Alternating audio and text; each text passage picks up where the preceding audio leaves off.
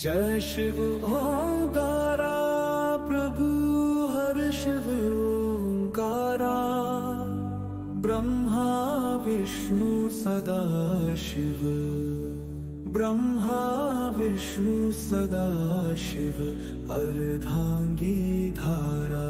ओम जय शिव ओंकारा एकानन चतुरानन पंचानन। Welcome friends, highly simple Nipa চ্যানেলে আপনাদের স্বাগত। আজ আমাদের এই সিরিজের তৃতীয় দিন। আজ 21শে অক্টোবর সোমবার। আমরা আজ হরিদ্বার থেকে বেরিয়ে যাব। আমাদের পুরো জার্নিটা একটু সংক্ষেপে আপনাদের বলে দিই। আমাদের এই ট্যুরটা হচ্ছে পঞ্চপ্রয়াগ, তার সাথে তুঙ্গনাথ যাত্রা, কল্পেশ্বর মহাদেব যাত্রা এবং বদ্রীনাথ ধাম। তো আজকে আমরা তুঙ্গনাথ যাত্রার উদ্দেশ্যে বেরোচ্ছি। এখান থেকে গাড়ি নিয়ে সোজা পৌঁছাবো চোপতা এবং আগামীকাল তুঙ্গনাথের উদ্দেশ্যে হাঁটা শুরু করব। তো এই হলো আমাদের পুরো ট্যুর প্ল্যান। তো গাড়ি 7:30টায় বলা আছে, তো এখন বাজে হচ্ছে ওই 7টা 5-10 হয়েছে। তো গাড়ি চলে আসবে, গাড়ি করে আমরা বেরোবো। রাস্তায় যেতে যেতে যে জায়গাগুলো পড়বে, যেমন দেবপ্রয়াগ, ধারী দেবী টেম্পল, উকিমঠ, সেগুলো আপনাদের দেখাবো, শেয়ার করব। চলুন যাওয়া যাক নতুন ট্যুরে।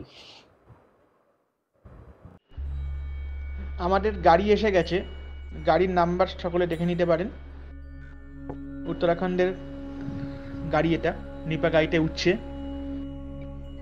আমাদের গাড়ির ড্রাইভার, তার নাম হচ্ছে উত্তম নেগি। গাড়িটা বেশ নতুন।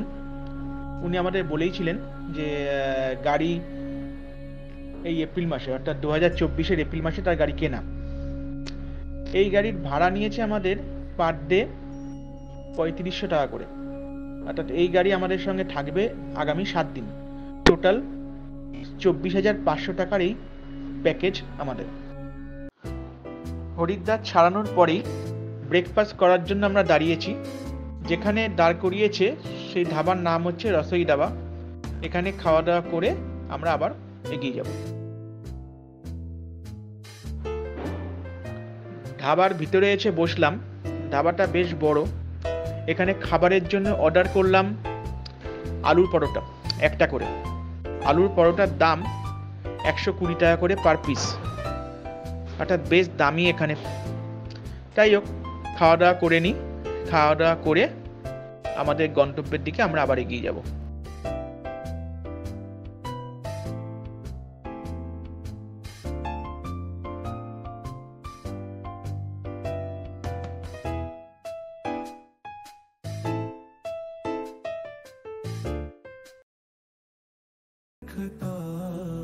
আমরা এখন ঋষিকেশের উপর দিয়ে যাচ্ছি।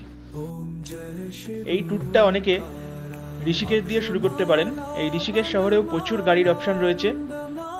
আর এছাড়া ঋষিকেশে বেশ কিছু দেখার জায়গা রয়েছে, যার মধ্যে রামঝুলা, লক্ষণঝুলা এবং বেশ কিছু অ্যাডভেঞ্চার স্পোর্টসও রয়েছে।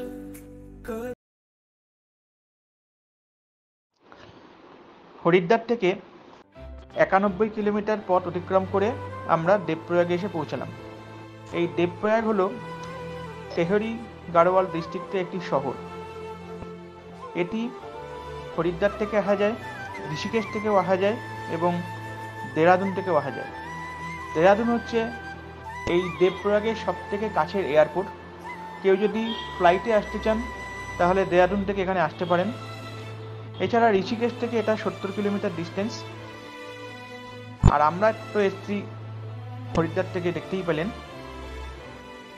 এটা পঞ্চপ্রয়াগের পঞ্চম প্রয়াগ।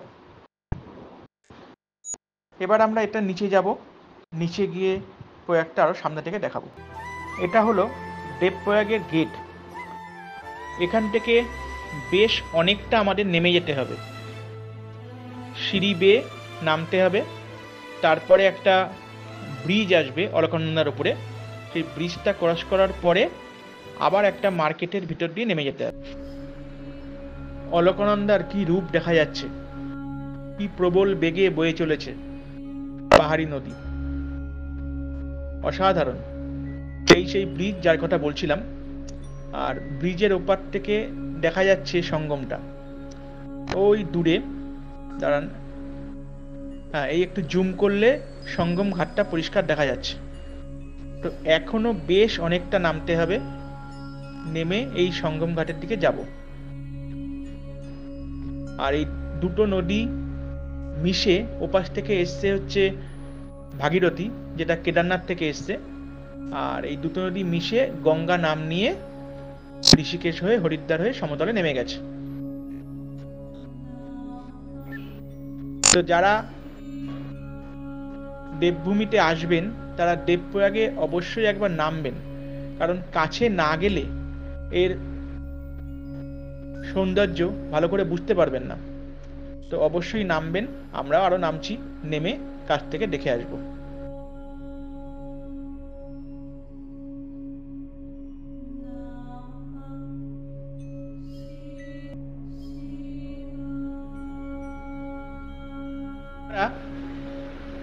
দেবপ্রয়াগের ঘাটে এসে পৌঁছালাম।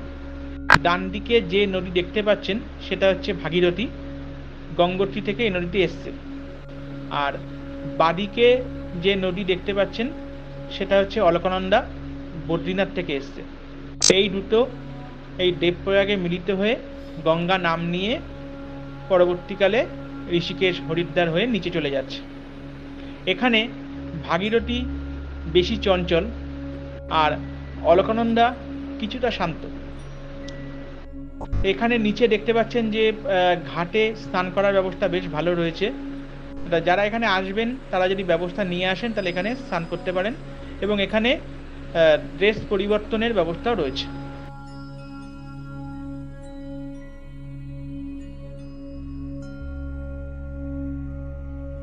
দেবপ্রয়াগ থেকে 47 কিলোমিটার দূরে আমরা ধারীদেবী টেম্পলে এলাম। এই হচ্ছে ধারীমাতার টেম্পল। ওপর থেকে ছবিটা তুলছি, নিচেও যাব। তো ওপর থেকে ভালো দেখা যায়, পুরো অলকানন্দার বুকে এই মন্দির অবস্থিত। ধারীমাতার টেম্পলের সম্বন্ধে কিছু কথা আছে। সেটা হলো, ধারীমাতাকে বলা হয় এই 4 ধাম, অর্থাৎ কেদার, বদ্রী, গঙ্গোত্রী, যমুনোত্রী, এই 4 ধামে রক্ষা করছি। এই 4 ধামকে ধারীমাতা টেম্পল রক্ষা করেন। এই ধারীমাতা টেম্পলের ওপর বা ধারী মাতার ওপর দুবার বিপদ নেমে এসেছিল। একবার হচ্ছে 1882 সালে, যখন রাজা এই মন্দিরটি ভাঙার চেষ্টা করেন, কিন্তু সেই সময় ল্যান্ডস্লাইড হয় এবং সেই পরিকল্পনা বাতিল করতে হয়। তারপরে 2013 সালে অলকানন্দার ওপরে জলবিদ্যুৎ প্রকল্প করার জন্য এই মন্দির সরিয়ে নিয়ে যাওয়ার চিন্তা ভাবনা করা হয়, কিন্তু সেবারও আমাদের জানা আছে যে হরকাবান আসে এবং সেই পরিকল্পনা বাতিল করতে হয়। তারপর থেকে ধারীমাতা তার নিজস্ব স্থানে বিরাজমান আজ অবধি। এবং 4 ধাম করতে গেলে এটি সবারই অন্তত একবার দেখে যাওয়া উচিত বা ধারীমাতা দর্শন করে যাওয়া উচিত। তা আমরা এখন নিচে যাব, ধারীমাতা দর্শন করব।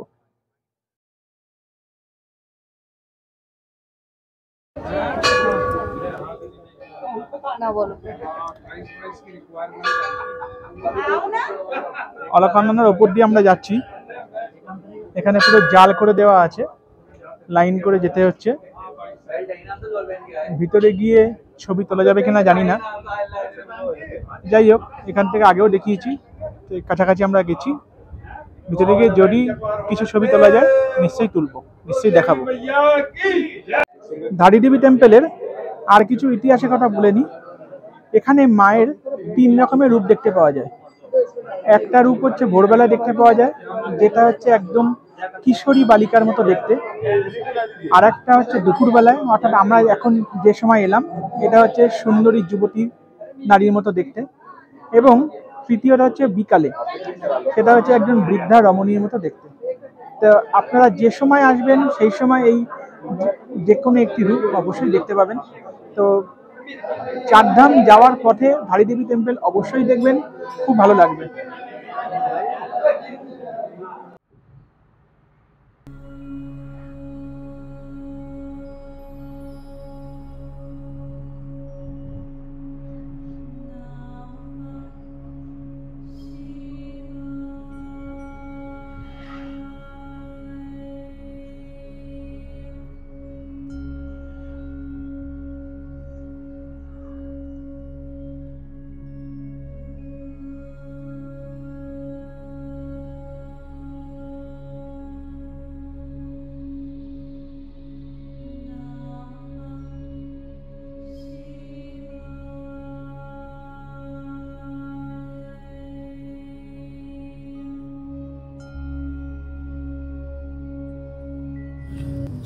এটা কুণ্ড, এই জায়গাটার নাম।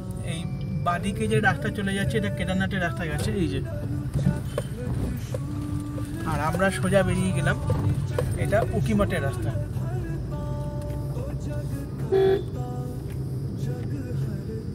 এখান থেকে উকিমঠের রাস্তাটা আলাদা হলো।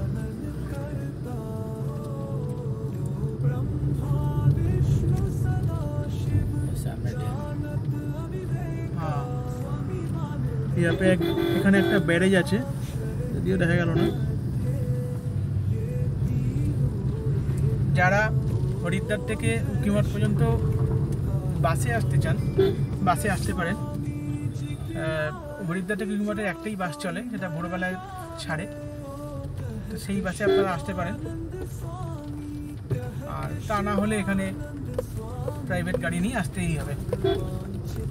আর উকিমঠ থেকে চোপতা বা যারা শাড়িগ্রাম যেতে চান তাদেরকে সবাইকে শেয়ার কার করতে হবে। উকিমঠ থেকে শেয়ার কার পাওয়া যায়, সেখান থেকে শেয়ার কার করে যেতে হবে।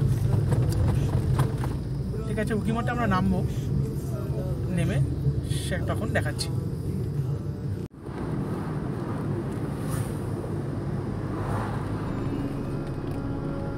রুদ্রপ্রয়াগ আমরা ছাড়িয়ে এসেছি, অনেকক্ষণ হয়েছে। কুণ্ড মোড়ও ছাড়িয়ে গেলাম, দেখালাম আপনাদেরকে। এইবার এই রাস্তা সোজা উকিমঠ চলে গেছে। উকিমঠের পরে প্রায় 30 কিলোমিটার পরে হচ্ছে চোপতা। তো এরপরে আমরা উকিমঠের যে ওঙ্কারেশ্বর মন্দির আছে সেখানে যাব, সেটা দেখাবো। চলুন যাওয়া যাক। ওঙ্কারেশ্বর মন্দিরে এসেছি। এই হচ্ছে ওঙ্কারেশ্বর মন্দির, দেখতে পাচ্ছেন। এই হচ্ছে ঢোকার গেট। তো ভিতরে হয়তো ক্যামেরা এলাও হবে না, সেই কারণে বাইরে থেকে মন্দিরটা দেখিয়ে দিলাম। তো এই মন্দিরটা আমাদের চোপতা যাওয়ার পথেই পড়ে। এবার আমরা চটি খুলে ভিতরে যাব।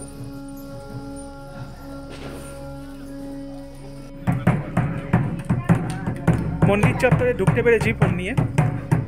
এই হচ্ছে মন্দিরের মেন গেট। কেদারনাথ মন্দিরের অনুসারে এই মন্দির তৈরি হয়েছে, এবং এই মন্দির হচ্ছে কেদারনাথ বাবা এবং মদমহেশ্বর বাবার মহাদেবের শীতকালীন বাসস্থান। অর্থাৎ দিওয়ালির পর যখন কেদারনাথ মন্দির এবং মদমহেশ্বর মন্দির বন্ধ হয়ে যায়, তখন তাদেরকে পালঙ্ক করে এখানে এনে রাখা হয়। উকিমঠ এর নামকরণ সম্বন্ধে একটু বলে দিই। বানাসুরের মেয়ে উষা এবং কৃষ্ণের নাতি অনিরুদ্ধ, এই দুজনের বিয়ে হয় এই মন্দিরে। উষার নাম অনুসারে এই জায়গার নাম উকিমঠ হয়, এবং এই মন্দিরটা এখানে স্থাপন হয়। এবং একজন সাধু এখানে সাধনা করেন, যে সাধনা করার পরে মহাদেব তাকে ওঙ্কার রূপে এখানে দেখা দেন। সেই কারণে এই মন্দিরের নাম ওঙ্কারেশ্বর টেম্পল। চোপতা গেলে আপনারা অবশ্যই এখানে একবার আসবেন। উকিমঠ ছাড়িয়ে আমরা চোপতার পথে এগিয়ে যাচ্ছি। এই উকিমঠ হলো একটা জংশন স্টেশন বলা যেতে পারে। এখান থেকে যেমন চোপতা যাওয়ার রাস্তা আলাদা হচ্ছে, তেমনি রাশিগ্রাম এখান থেকে যাওয়া যায়, যে রাশিগ্রাম থেকে মদমহেশ্বরের ট্রেক শুরু হয়। আবার শাড়িগ্রামও এখান থেকে যাওয়া যায়, শাড়িগ্রাম যেখান থেকে দেউরিয়াতালের ট্রেক শুরু হয়। তো যাই হোক, এবারে এসব কিছু হচ্ছে না, বলে দিলাম। যদি কেউ যেতে চান এভাবে যেতে পারেন। চোপতা যাওয়ার রাস্তাটা এক লেন, অর্থাৎ খুবই সরু। পাশাপাশি দুখানা গাড়ি গেলে পাশে দাঁড়িয়ে পড়তে হচ্ছে। সন্ধে নেমে আসছে পাহাড়ের কোলে, কারণ পাহাড়ের কোলে সন্ধে একটু তাড়াতাড়ি নামে। জানি না চোপতায় দিনের বেলায় পৌঁছাতে পারবো কিনা। তো যাই হোক, এগিয়ে চলি, দেখা যাক কখন পৌঁছাই। চোপতায় আমরা যেখানে থাকবো রাত্রিবেলায়, সেটা কোনো হোটেল নয়, সেটা একটা টেন্ট। সেই টেন্টের নাম হচ্ছে দ্য মিডো চোপতা। এটা টুঙ্গুনাথের যে গেট তার থেকে 4 কিলোমিটার আগে অবস্থিত। তো আমি এক বন্ধুর কাছ থেকে শুনে এই ট্রেনটা বুক করেছি। তো যেটুকু শুনেছি বা যেটুকু ভিডিওতে দেখেছি, তো একটা অসাধারণ অভিজ্ঞতা হতে যাচ্ছে। জানি না সেই ট্রেনটা কখন পৌঁছাবো, কারণ সন্ধে প্রায় হয়ে এসছে। তো চলুন, যদি দেখাতে পারি দেখাবো, না হলে আগামীকাল সব দেখিয়ে দেবো। চোপটায় আমরা সন্ধেবেলায় পৌঁছিয়েছি।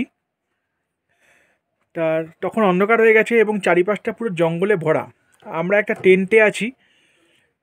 টেন্টটার নাম হচ্ছে দ্য মিডো চোপটা। টেন্টের ভিতরটা এখন দেখাচ্ছি, কারণ বাইরেটা অন্ধকার পুরো। দুটো খাট রয়েছে, এই নিপাকে দেখতে পাচ্ছেন, পুরো একদম প্যাকড আপ। তো ঠান্ডার পরিমাণটা বিশাল বেশি, বেশ কষ্ট হচ্ছে। তো যাই হোক, দুটো খাট রয়েছে, কম্বল 4টে রয়েছে, কটা লাগবে জানি না। তো কি অসাধারণ ছবি, চৌখাম্বা পুরো দেখা যাচ্ছে আমাদের টেন্টের পাশ থেকে, কোথাও যেতে হয়নি। অসাধারণ দৃশ্য, পাহাড়ের কোলে সুন্দর সুন্দর টেন্ট করা।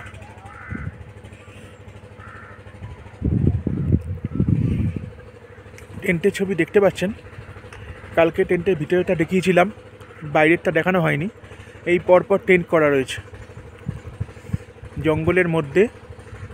এই টেন্টের নাম হচ্ছে মিডো চোপটা। এর ভাড়া হচ্ছে পার ডে 3000 টাকা করে। এর ফোন নাম্বার আমি ডেসক্রিপশানে অবশ্যই দিয়ে দেবো। আর এই 7 নম্বর ক্যাম্প, এইটা হচ্ছে আমাদের, দেখতে পাচ্ছেন, এইটা হচ্ছে আমাদের। ব্যবস্থাপনা বেসিক, ভালো ব্যবস্থাপনা, খারাপ নয়, আসতে পারেন, রেকমেন্ডেড। আমাদের সকালে ব্রেকফাস্ট দিয়ে গেছে, পরোটা মাখন সঙ্গে আচার। এটা কিচেন কাম ডাইনিং, এই বসার জায়গাটা সব রয়েছে, দেখতে পাচ্ছেন। আমরাও বসে আছি, এবার খেয়ে দিয়ে আমরা বেরোবো।